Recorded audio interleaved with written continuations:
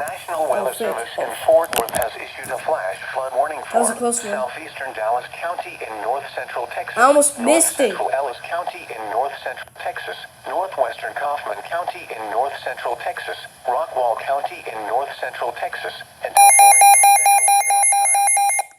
11:44 p.m. Central Daylight Time.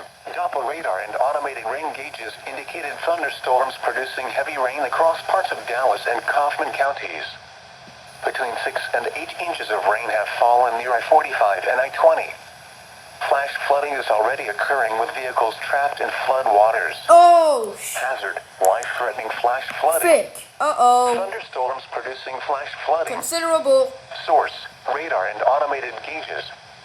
Impact, life-threatening flash flooding of creeks and streams, urban areas, highways, streets, and underpasses. Some locations that will experience flash flooding include Dallas, Garland, Mesquite, Rowlett, DeSoto, Cedar Hill, Duncanville, Considerable. Rockwall, Lancaster, Oak Springs, Lothian, Terrell, Seagoville, Forney, Glen Heights, Red Oak, Hutchins, Roy City, Heath, and Fate.